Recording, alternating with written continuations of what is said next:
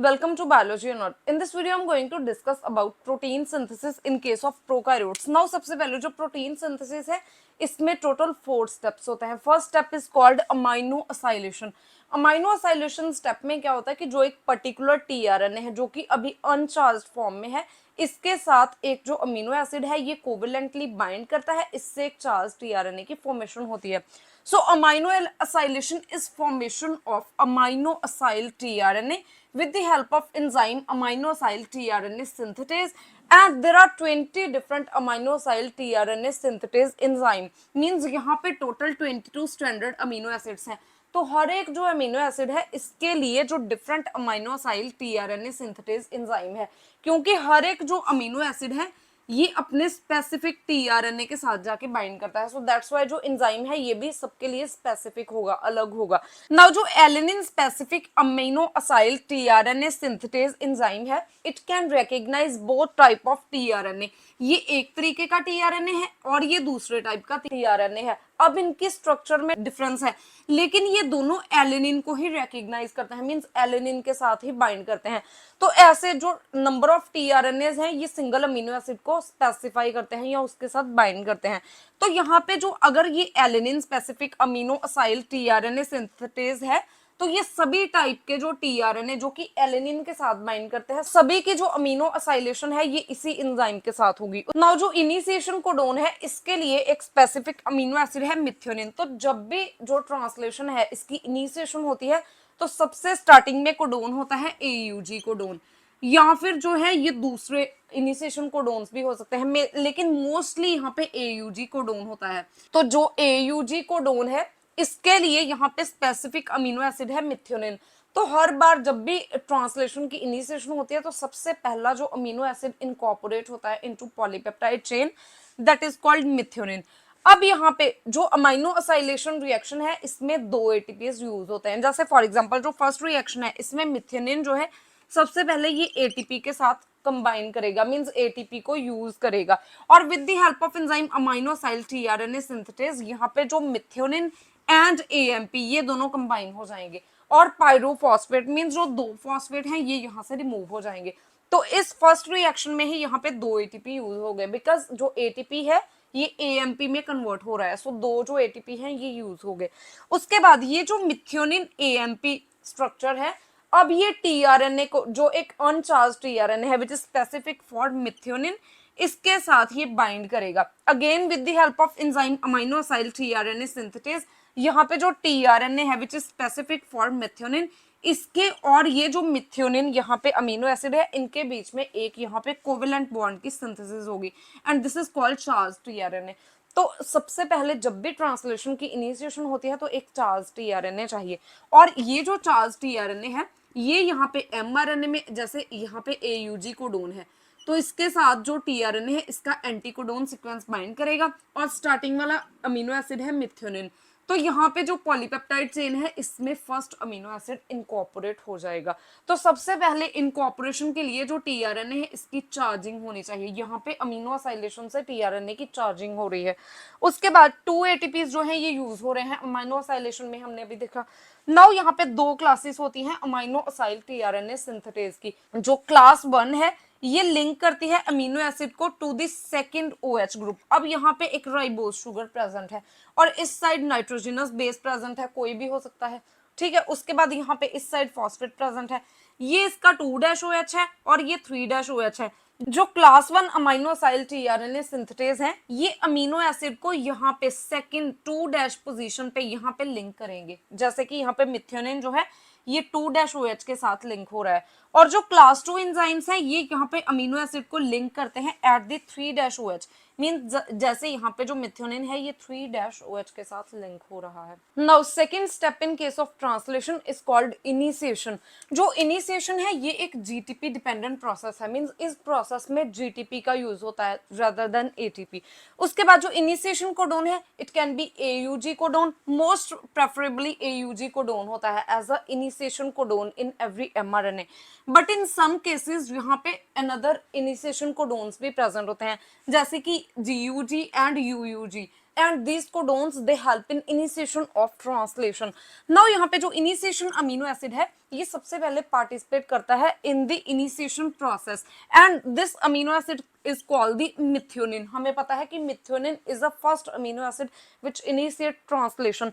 लेकिन यहाँ पे जो methionine है ये formilated methionine की फॉर्म में जो translation है इसको initiate करता है और जब एक बार ट्रांसलेशन कंप्लीट हो गई तो ये जो फॉर्मिल ग्रुप है मींस जो यहाँ पे ये ग्रुप है ये रिमूव हो जाएगा मींस डिफॉर्माइलेशन हो जाएगी मिथ्योनिन की लेकिन ट्रांसलेशन को इनिशिएट करने के लिए यहाँ पे फॉर्माइलेटेड मिथ्योनिन चाहिए तो यहाँ पे एक मिथ्योनिन प्रेजेंट है इसमें यहाँ पे NH3 ग्रुप प्रेजेंट है which is called amino group तो अमीनो ग्रुप में यहाँ पे CHO सीक्वेंस ऐड होता है this is called the formylated methionine उसके बाद नाउ यहाँ पे ये एक mRNA है अब हम mRNA की बात कर रहे हैं कि जो mRNA है इसमें क्या रिक्वायरमेंट्स होनी चाहिए हमें पता है कि प्रोकैरियोट्स में जो mRNA होता है इसमें कोई भी यहाँ पे कैप प्रेजेंट नहीं होता और कोई भी यहाँ पे पॉली ए टेल प्रेजेंट नहीं होती लेकिन नॉर्मली जो ट्रांसलेशन है इसकी इनिशिएशन के लिए जो राइबोसोम्स हैं फिर कहाँ पे बाइंड करेंगे ये तो यहाँ पे इनमें एक स्पेसिफिक सीक्वेंस होता है this is called Shine Dalgarno sequence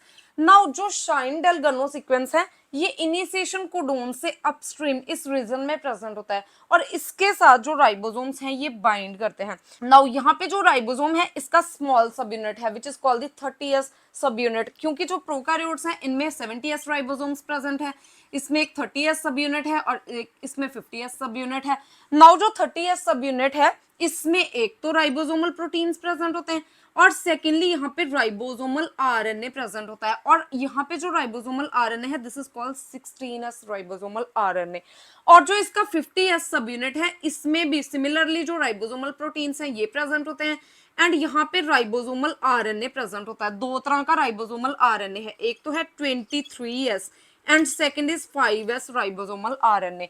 So this is all about the ribosomes which are present in case of prokaryotes. Now सबसे पहले जो यहाँ पे small subunit है which is called 30s subunit of ribosomes, it bind to this Shine-Dalgarno sequence in mRNA और यहाँ पे जो ये वाला सीक्वेंस है इसके साथ जो 16s ribosomal RNA है ये बाइंडिंग शो करता है तो इस तरीके से जो स्मॉल सब यूनिट है ये अब mRNA के साथ बाइंड हो गया मींस जो ट्रांसलेशन है अब इसकी इनिशिएशन हो सकती है नाउ जो राइबोसोम्स हैं ये इस डायरेक्शन में मूव करते हैं दिस इज 5' और 5' site and this is 3' site of mRNA and translation always performed in 5' to 3' direction और इस साइड राइबोसोम जो है ये मूव करते हैं नाउ जो राइबोसोम है ये जब यहाँ पे मूव करेगा तो यहाँ पे सबसे पहले तो इनिशिएशन कोडोन है और ये सेकेंड कोडोन है नाउ जो राइबोसोम्स हैं इसमें यहाँ पे 3 साइट्स प्रेजेंट होती हैं फर्स्ट इज कॉल्ड यहाँ पे ए साइट प्रेजेंट है ये पी साइट है और इस साइड यहाँ पे ई साइट प्रेजेंट होगी विच is called the exit site now जब भी ट्रांसलेशन की इनिशिएशन होती है तो फर्स्ट कोडोन है AUG कोडोन तो ये यहाँ पे पी साइट में आएगा तो पी साइट में जो यहाँ पे मिथ्योनिन कंटेनिंग mRNA है which sorry methionine containing tRNA है ये यहाँ पे पी साइट पे जो कोडोन है जो कि इनिशिएशन कोडोन है इसके साथ यहाँ पे बाइंड करेगा लेकिन उसके बाद जब भी ट्रांसलेशन जो है इसकी इलोंगेशन होती है तो सब जो इनकमिंग tRNAs हैं जो कि अमीनो एसिड्स को प्रोवाइड कर रहे हैं ये यहाँ पे ए साइड से एंटर करेंगे तो जो फर्स्ट स्टेप है इसमें जो AUG कोडोन और जो फर्स्ट tRNA है ये पी साइट में एंटर करेगा ये एक एक्सेप्शन है ट्रांसलेशन इनिशिएशन में नाउ जो ट्रांसलेशन इनिशिएशन है इसके लिए स्पेसिफिक इनिशिएशन फैक्टर्स चाहिए विच include the initiation factor 1 initiation factor 2 and initiation factor 3 now सबसे पहले इनिशिएशन फैक्टर 1 जो है ये बाइंड करता है to the A site means यहाँ पे ताकि जो इनिशिएशन tRNA है ये ए साइट में एंटर ना कर सके हमने अभी देखा कि जब भी ट्रांसलेशन की इनिशिएशन होती है तो जो सबसे पहला इनिशिएशन tRNA है ये पी साइट पे एंटर करता है और जब भी ट्रांसलेशन में इलोंगेशन होती है तो दूसरे जितने भी इनकमिंग tRNA है ये ए साइट से एंटर करते हैं तो सबसे पहले जो फर्स्ट tRNA है ये ए साइट में एंटर ना करे और पी साइट में एंटर करे इसके लिए इनिशिएशन फैक्टर 1 हेल्प करता है second is called initiation factor 2 it is called GTP binding factor and it has ribosome dependent GTPase activity now यहाँ पे initiation factor 2 है और in the presence of GTP ये जो इनिशिएशन फैक्टर 2 है ये जीटीपी के साथ यहाँ पे कंबाइन करेगा और इसे हम बोलते हैं बाइनरी कॉम्प्लेक्स। इसमें दो जो कंपोनेंट्स प्रेजेंट है, so that's why binary complex. Now इसके बाद सेकंड स्टेप में यहाँ पे जो चार्ज टीआरएनए है which is charged with formylated methionine, ये यहाँ पे इस रिएक्शन में एंटर करेगा और जो चार्ज टीआरएनए है इसके साथ जो इनिशिएशन फैक्टर 2 एंड जीटीपी ये भी बाइंड कर जाएंगे। तो यहाँ पे तीन कंपोनेंट्स हैं, charge tRNA, initiation factor 2 and GTP. So that's why इसे हम बोलते हैं टर्नरी कॉम्प्लेक्स। और जो टर्नरी कॉम्प्लेक्स है ये फिर पी साइड से यहाँ पे जो राइबोसोम्स हैं इसमें एंटर करेगा। This is called charge tRNA. यहाँ पे इनिशिएशन फैक्टर 2 है और ये जीटीपी है, मींस ये एक टर्नरी कॉम्प्लेक्स है। उसके बाद ये जो टर्नरी कॉम्प्लेक्स है अब ये यहाँ पे स्टेबलाइज हो गया, मींस जो इनिशिएशन टीआरएनए है ये पी साइड पे है। इसके बाद क्या होगा कि यहाँ पे जो 50s सब यूनिट है विच इज कॉल्ड लार्ज सब यूनिट ऑफ राइबोसोम ये भी एंटर करेगा और यहाँ पे जो 50s राइबोसोम्स हैं ये बाइंड करेंगे एंड जो जीटीपी है इसकी हाइड्रोलिसिस हो जाएगी। और जब यहाँ पे जीटीपी की हाइड्रोलिसिस हो जाएगी तो जो इनिशिएशन फैक्टर 2 है ये यहाँ से रिमूव हो जाएगा। तो अब यहाँ पे जो चार्ज टीआरएनए है यही यहाँ पे प्रेजेंट है इस साइट में विच इज कॉल्ड पी साइट। उसके बाद जो इनिशिएशन फैक्टर 2 है it help in binding of small subunit which is called the 30s subunit of ribosomes and it prevent the binding of 50s subunits until initiation tRNA not bind to mRNA।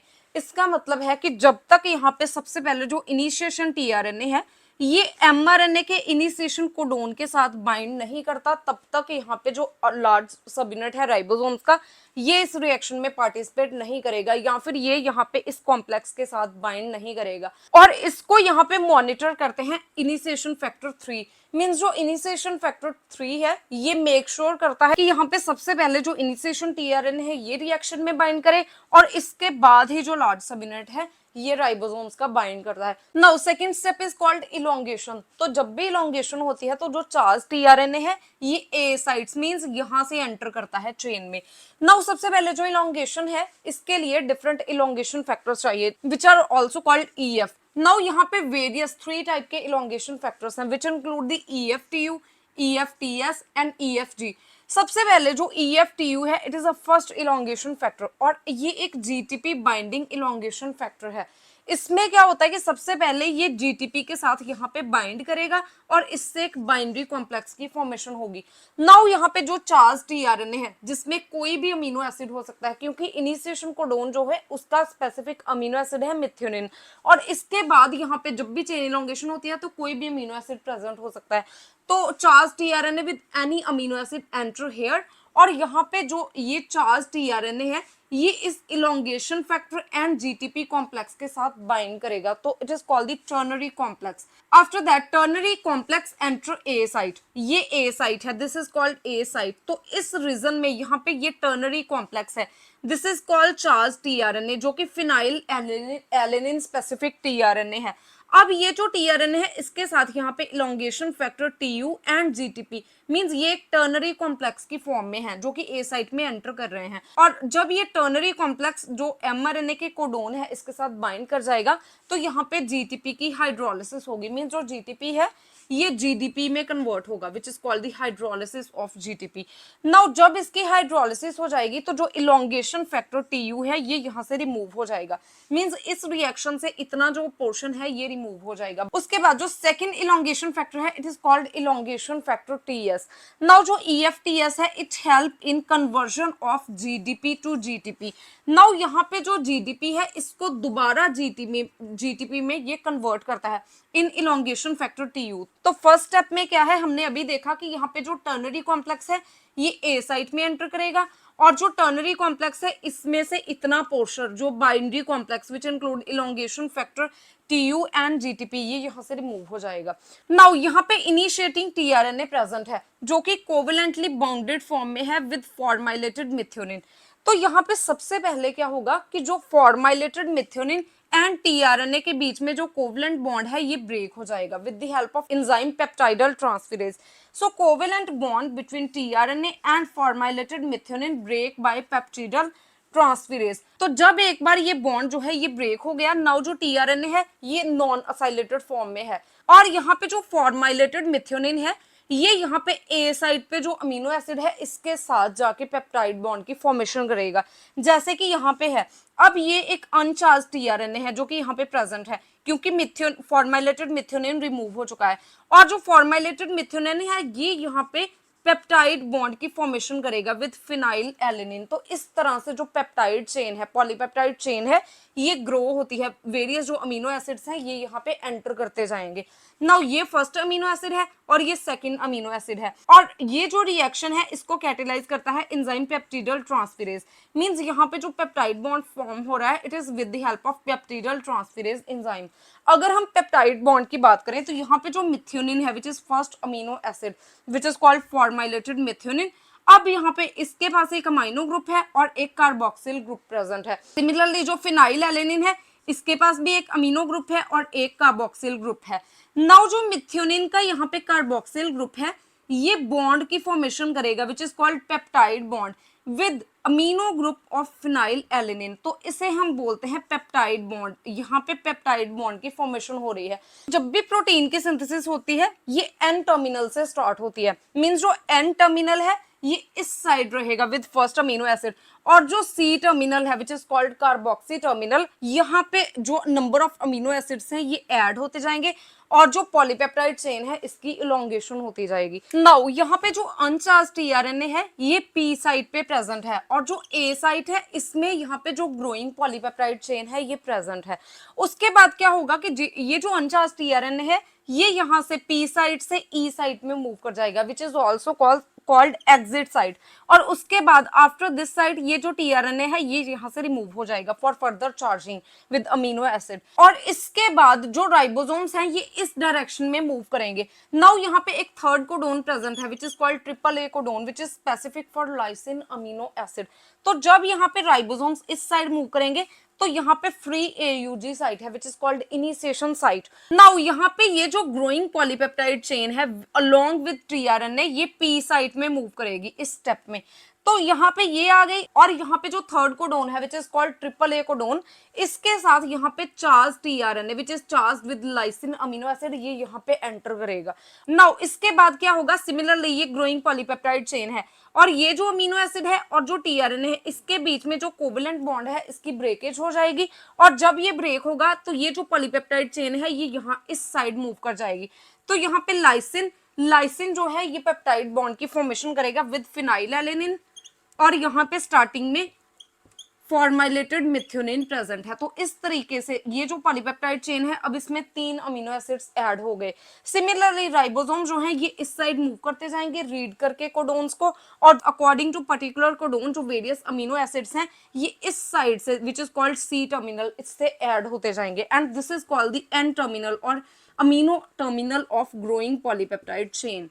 So this is all about elongation of translation. At last step हम discuss करेंगे termination of translation. तो यहाँ पे various release factor काम करते हैं। जो release factor 1 है it identifies stop codon which is called UAA and UAG. Release factor 2 जो है ये identify करता है stop codon UAA and UGA. और जो रिलीज फैक्टर 3 है ये जीटीपी बाइंडिंग प्रोटीन है, ये यहाँ पे रिलीज फैक्टर 2 एंड 3 को रिमूव करता है। So this is all about protein synthesis in case of prokaryotes. If you have any type of query please ask me in comment section, and if you find the content useful please like and share the video and subscribe my channel biology on earth.